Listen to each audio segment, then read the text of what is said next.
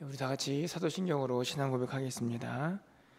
전능하사 천지를 만드신 하나님 아버지를 내가 믿사오며 그 외아들 우리 주 예수 그리스도를 믿사오니 이는 성령으로 잉태하사 동정녀 마리아에게 나시고 본디오 빌라도에게 고난을 받으사 십자가에 못 박혀 죽으시고 장사한 지 사흘 만에 죽은 자 가운데서 다시 살아나시며 하늘에 오르사 전능하신 하나님 우편에 앉아 계시다가 죄리로서 산 자와 죽은 자를 심판하러 오시리라.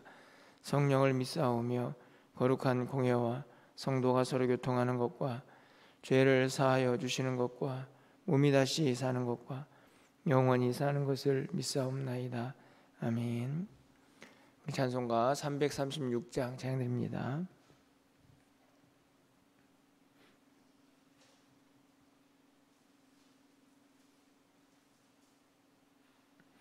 336장입니다. 환난과 핍박 중에도 성도는 신앙 지켰네. 이 신앙 생각할 때에 기쁨이 충만하도다. 성도의 신앙 따라서 죽도록 충성하겠네.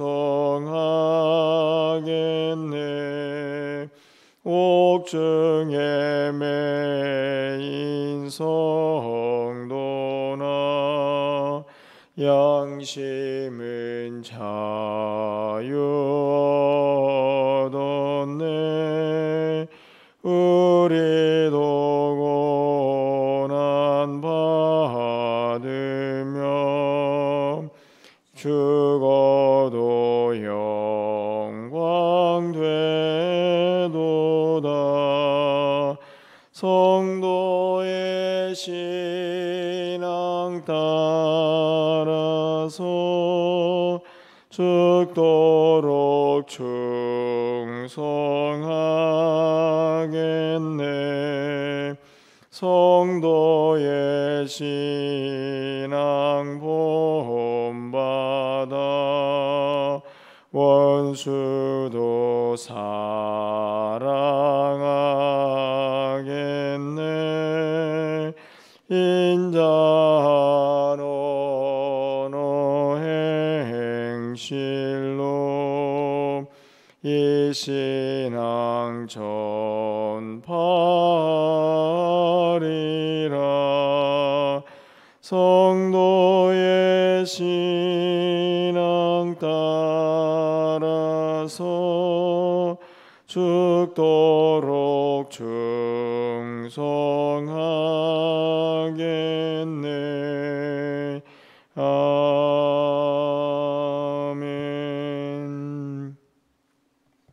하나님 말씀은 예레미야 37장 11절에서 21절까지 말씀입니다.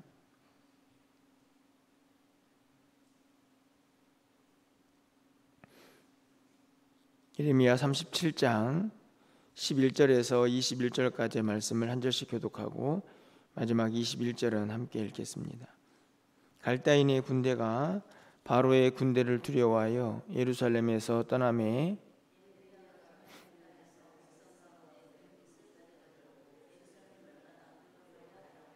베냐민 문에 이른즉 하나냐의 손자여 셀레마의 아들인 이리야라 이름하는 문지기의 우두머리가 선지자 예레미야를 붙잡아 이르되 내가 갈대아인에게 항복하려 하는도다.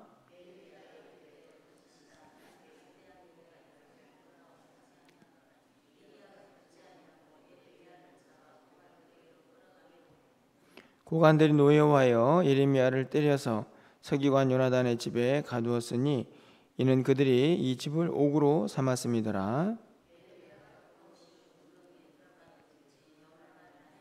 시드기야 왕이 사람을 보내어 그를 이끌어내고 왕궁에서 그에게 비밀임으로 이르되 여호와께로부터 받은 말씀이 있느냐?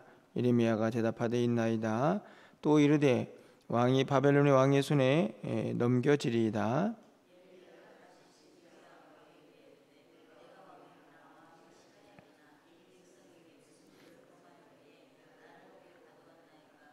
바벨론의 왕이 와서 왕과 이 땅을 치지 아니하리라고 예언한 왕의 선자들이 이제 어디 있나이까?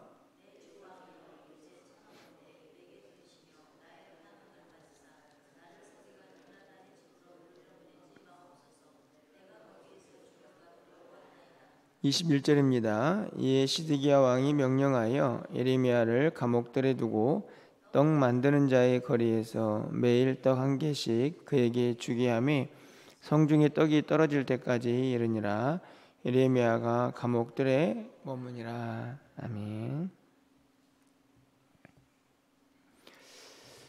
예, 오늘은 이제 어제 말씀에 이어서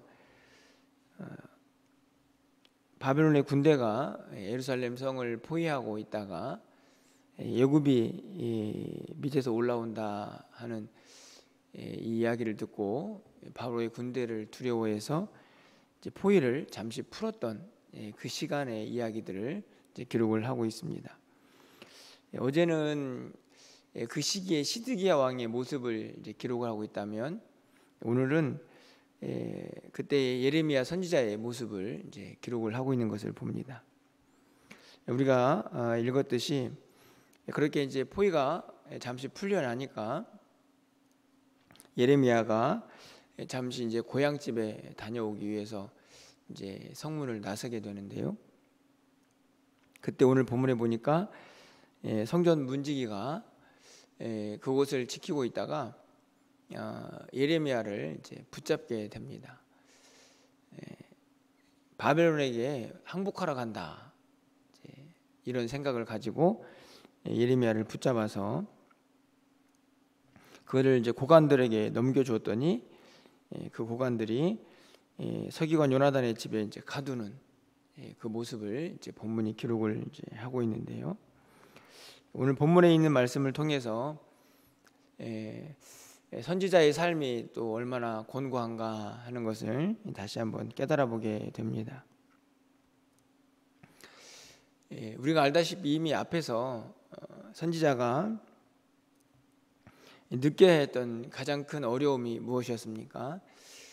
하나님의 뜻은 바벨론의 멍에를 메고 이스라엘 백성들이 하나님의 이제 심판을 받는 것인데 주변에 있는 많은 사람들이 그렇게 심판의 메시지를 전하는 예레미야를 좋아하지 않았습니다.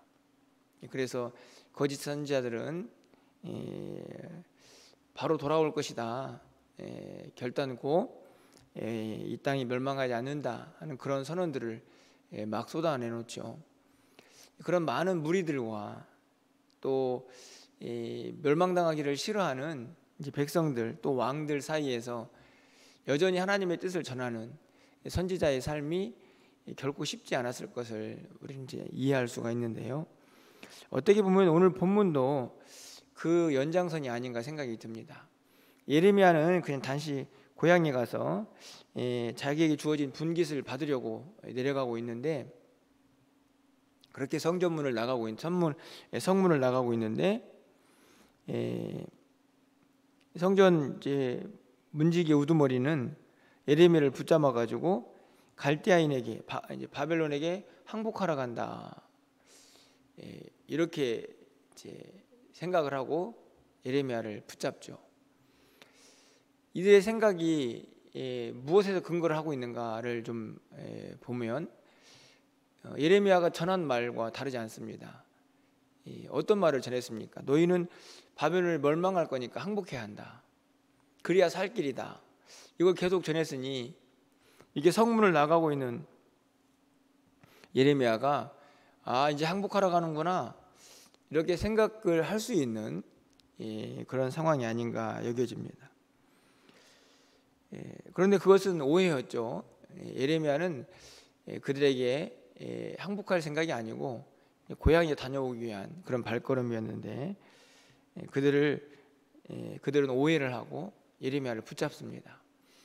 그래서 어떻게 합니까? 16절 말씀을 보면 예레미야가 뚜껑 씌운 웅덩이에 들어가 여러 날 만에 이렇게 되어 있습니다.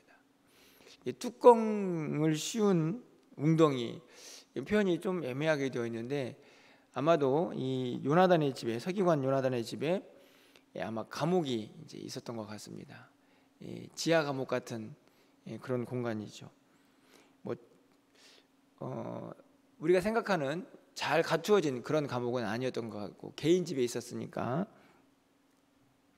그냥 땅을 파고 거기에 뚜껑을 덮어놓는 그런 정도의 아주 단순한 그런 지하 감옥이 아니었을까 생각이 드는데, 그곳에서 여러 날이 있었습니다. 해도 보지 못하고 이 땅 속에 있는 이 습하고 어두컴컴한 그곳에서 여러 날을 보내게 되는 그런 예레미야의 모습을 보게 되죠.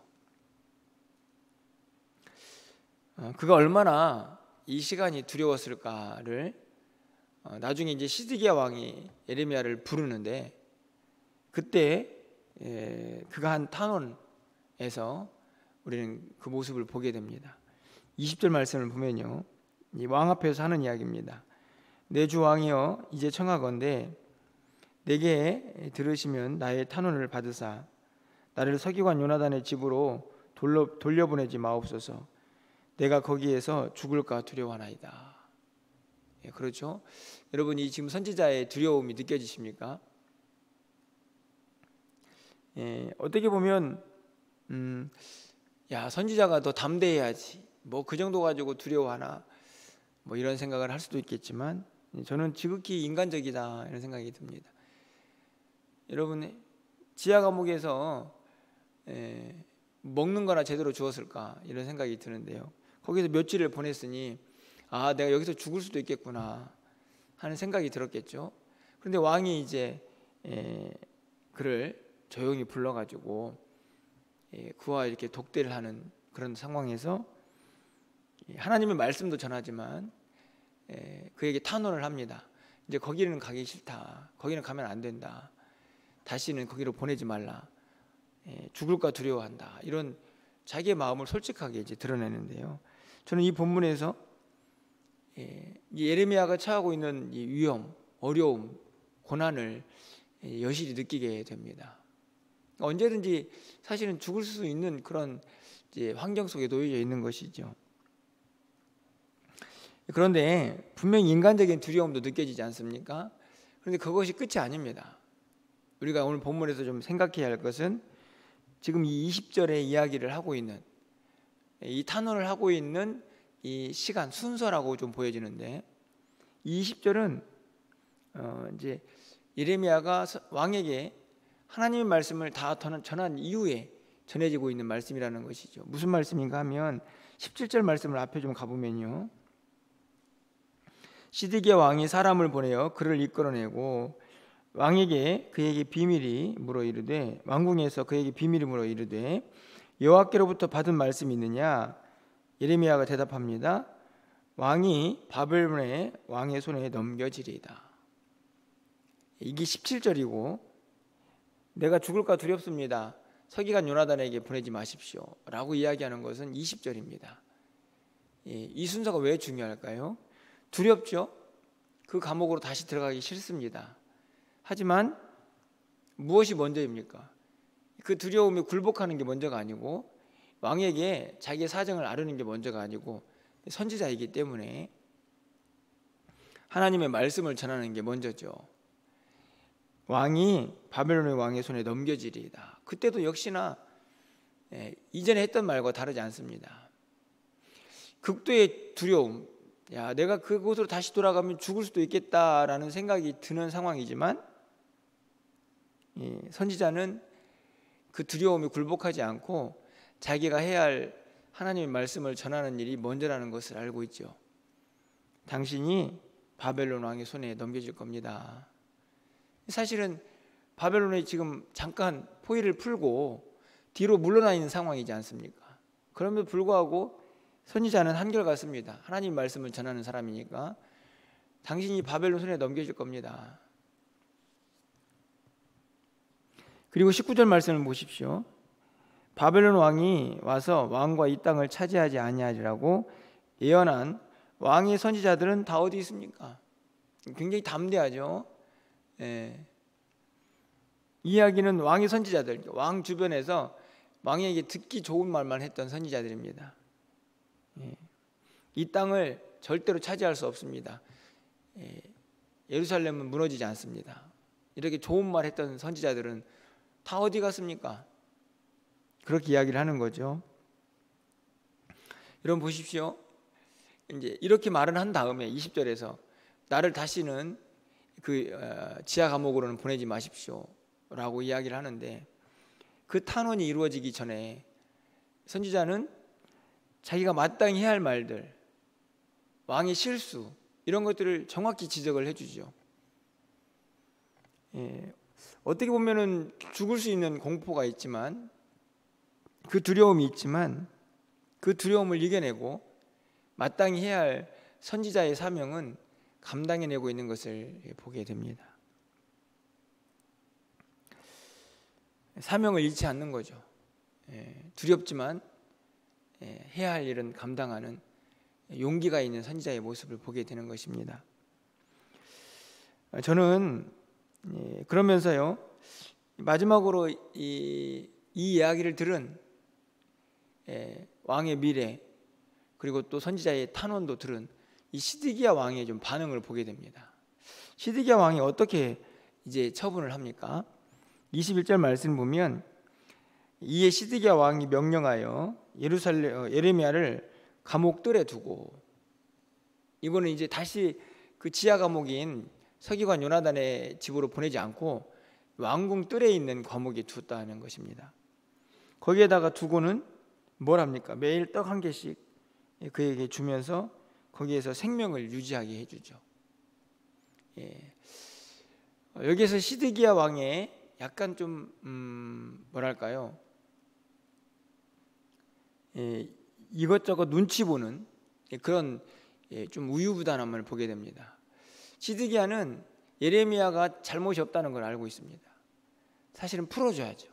그런데 풀어주기에는 고관들의 눈치가 보입니다. 그렇다고 해서 이 예레미야를 잘못도 없는데 거기다가 보낼 수는 없습니다. 그렇죠? 그러니까 왕궁의 뜰에 있는 감옥에 가두기는 하지만, 그래서 떡을 주긴 하지만 또 거기에는 보내지 않는 그 답답한 죽음의 공포가 있는 지하 감옥으로는 보내지 않는 이 왕의 모습을 보게 됩니다. 한편으로 보면 시드기야 왕이 참 우유부단하구나 이렇게 생각이 들 수 있지만, 저는 이 본문을 보면서 앞에서 36장에서 보았던 이 한 구절이 생각이 나더라고요. 그게 무슨 이야기냐면, 36장에 가보면은 이 여호야김이 하나님의 말씀을 전하는 기록한 두루마리를 막 태우죠. 기억나십니까? 그때 하나님께서 이렇게 일을 행하셨습니다. 36장 26절에 보니까 서기관 바룩과 선지자 예레미야를 잡으라 이렇게 명령합니다. 이게 두루마리를 태우다가 이제 왕이 화가 더 나가지고 바룩 그리고 선지자 예레미야 다 잡아들여 이렇게 명령을 했는데, 그 뒤에 뭐라고 나왔냐면, 그렇게 하였으나 여호와께서 그들을 숨기셨다 이렇게 나옵니다. 하나님께서 그들을 숨기셔가지고 어떻게 됐다는 얘기입니까? 잡을 수가 없었다는 얘기죠. 그러니까 예레미야와 또 이 바룩의 길을 누가 지금 이제 하나님이 누가 간섭하고 있냐면, 하나님이 그들을 지키고 계시는 거죠. 제가 이 말씀이 떠올랐던 이유는 오늘 이 시드기야 왕의 모습이 그렇습니다. 어떻든지 간에 그 죽음의 공포가 있는 그 감옥으로 다시 보내지 않고 이 왕궁 뜰에 있는 감옥에 두면서 예레미야에게 떡을 주고 이 전쟁통에 그가 먹을 수 있는 생명을 유지할 수 있는 환경을 만들어주죠. 인간적으로 보면 매우 우유부단한 왕처럼 보이지만, 저는 한편으로 생각해 보면 하나님이 또 예레미야를 지키고 계신다 이렇게 생각합니다. 이 여호야김의 손에서 그를 지켜주셨던 것처럼, 하나님이 그를 숨기셨던 것처럼, 오늘도 이 생명의 위기에서, 죽을 수밖에 없는 위기에서 예레미야를 왕을 통해서 지켜주고 계시다 하는 것을 또 생각하게 되는 것이죠. 오늘 본문을 통해서요, 우리의 모습을 좀 돌아보게 됩니다.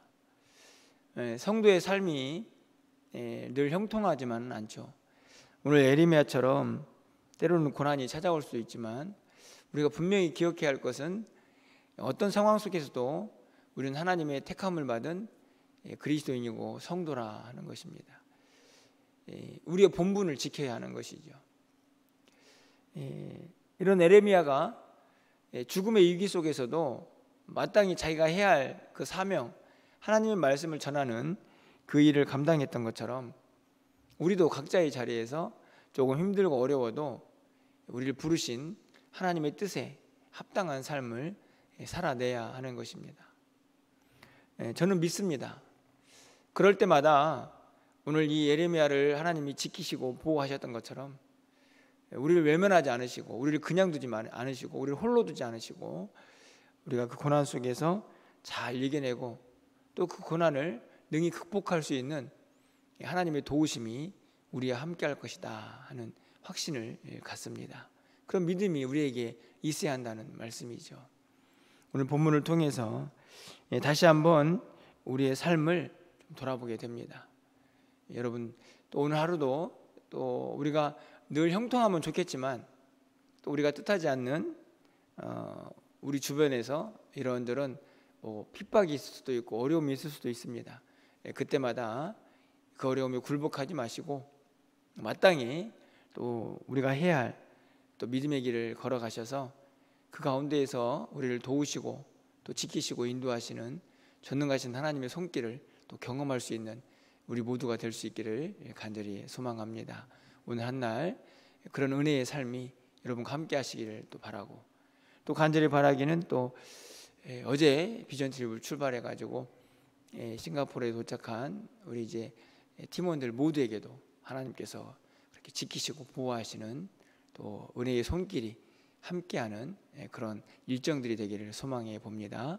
여러분들 그렇게 오늘 하루를 여러분을 위해서 기도해 주시기를 바라고, 또 비전 트립에 참여하는 우리 모든 참가자들이 또 하나님 은혜의 손길 안에서 또 안전하게 도우심을 받고 또 행복하게 은혜롭게 일정들을 잘 마치고 돌아올 수 있도록 여러분이 또 새벽을 깨우시고 계시니까 마음을 합해서 함께 기도하여서 주의 도우심을 구하는 우리 모두가 될 수 있기를 간절히 축원을 드립니다. 기도하겠습니다. 사랑의 하나님, 죽을 것 같은 고통의 장소에 머무르면서도 자기에게 주어진 사명의 길을 또 열심히 달려가고자 했던 예레미야의 모습을 봅니다.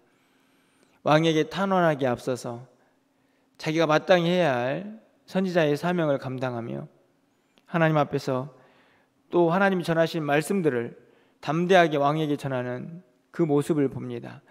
이 땅을 살아가면서 우리에게도 그런 담대함이 있기를 소망해 봅니다. 이 땅을 살아가는 동안에 이런저런 어려움이 있겠지만 하나님께서 긍휼을 베풀어 주시고 자비를 베풀어 주셔서 이 모든 시간들을 넉넉히 이겨내게 하여 주시고, 그 가운데에서 우리를 도우시고 또 우리에게 능력 주시는 전능하신 하나님의 손길을 경험하게 하여 주시옵소서. 우리에게 늘 피할 길을 주시고 우리를 사명의 길로 인도하시는 그 하나님 앞에 기도하며 부르짖으며 그 능력을 힘입어서 오늘 하루도 승리하며 살아가는 우리 모든 성도들이 될 수 있도록 주님 도와주시옵소서.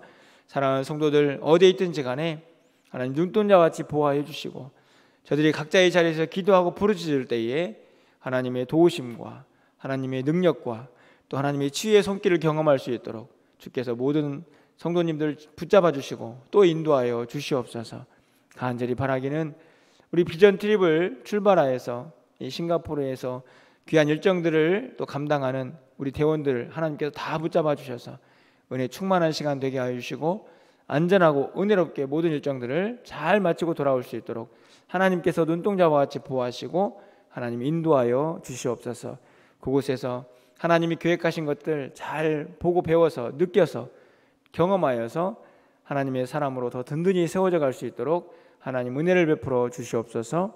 오늘도 우리의 기도를 들응답하여 주시고 오늘 한 날 우리 모두의 삶을 하나님께서 지켜주시기를 간절히 소망하고 우리 주 예수 그리스도의 이름으로 축복하며 기도합나이다.